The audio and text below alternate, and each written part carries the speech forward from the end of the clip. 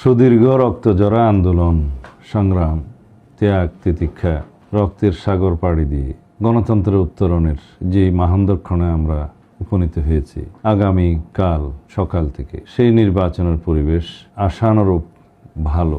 এর চাইতে উন্নত পরিবেশ হয়তো করা যেত, কিন্তু আমাদের নির্বাচন কমিশন, অন্তর্বর্তীকালীন সরকার, আইন শৃঙ্খলা বাহিনী, জাতীয় নিরাপত্তা বাহিনীর সবাই সম্মিলিত প্রচেষ্টায় বর্তমানে বিদ্যমান যে নির্বাচনের পরিবেশ সেটা সন্তোষজনক বলতেই হবে।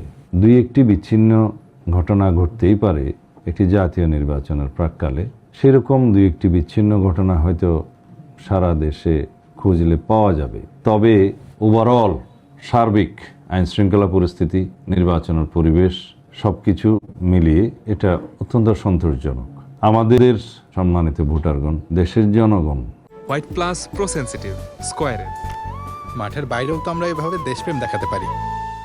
আগামীকাল নির্বাচনে মুখ্য ভূমিকা রাখবে। আইন শৃঙ্খলা বাহিনীর ভূমিকা বরং গৌণ হবে, কারণ সারা দেশে যে অবস্থা আমরা লক্ষ্য করেছি, দেশের সকল ভোটার জনগণ এরকম মুক্ত, স্বাধীন এবং উৎসবমুখর পরিবেশে একটি ভোট দানের জন্য, ভোটাধিকার প্রয়োগের জন্য অপেক্ষা করে আছে, উদ্গ্রীব হয়ে আছে। আমরা সারা বাংলাদেশে যে জনস্রোত দেখেছি বিএনপির পক্ষে, বাংলাদেশ জাতীয়তাবাদী দলের ম্যানিফেস্টোর পক্ষে, ইশতেহারের পক্ষে, আমাদের জনগণের জন্য যে পরিকল্পনা এবং কর্মসূচির পক্ষে যে সমর্থন দেখেছি, তাতে করে আমরা বিশ্বাস করি ইনশাআল্লাহ আগামীকাল 12 তারিখ সারা দেশে ধানের শীষের পক্ষে বিপুল জয় অর্জিত হবে এবং ধানের শীষ প্রতীকের প্রার্থীগণ সকল জায়গায় ইনশাআল্লাহ বিপুল ভোটে এগিয়ে থাকবে, বিজয়ী হবে। তবে আমি এটাও বিশ্বাস করি যে একটি শক্তিশালী বিরোধী দল থাকা জাতীয় সংসদে প্রয়োজন। সুশাসনের জন্য এটা বলাই হয়ে থাকে, ফর চেকস অ্যান্ড ব্যালেন্স, ভারসাম্য প্রতিষ্ঠার জন্য একটি শক্তিশালী বিরোধী দল থাকা প্রয়োজন। আর জনপ্রত্যাশার বিষয়ে আমাদের যে অনুভূতি, এখন বাংলাদেশের মানুষের যে প্রত্যাশা পরবর্তী সরকারের কাছে, সেটা স্কাই ইজ দ্য লিমিট, আকাশ সম প্রত্যাশা।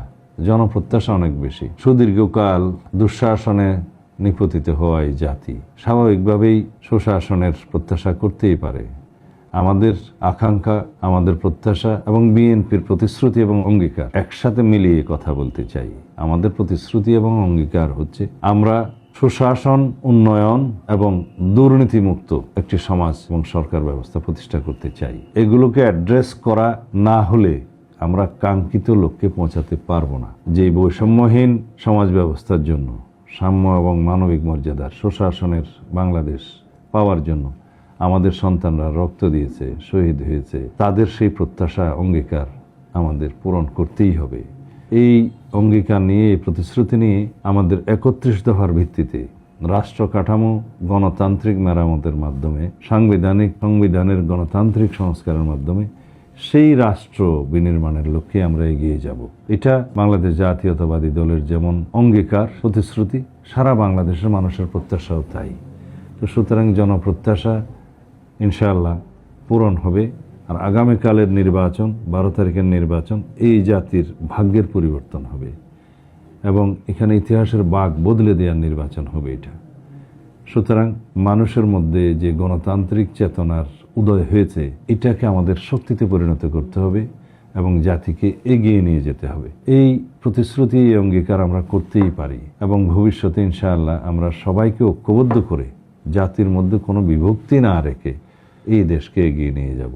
সারা বাংলাদেশের সকল সম্মানিত ভোটারদের প্রতি আমাদের আহ্বান, আপনারা বাংলাদেশের গণমানুষের দল, এদেশের পক্ষের শক্তি বাংলাদেশ জাতীয়তাবাদী দলের প্রতীকে ধানের শীষে আপনার মূল্যবান ভোট প্রদান করে বাংলাদেশ জাতীয়তাবাদী দলের সরকার, জনগণের সরকার প্রতিষ্ঠায় সহযোগিতা করবেন।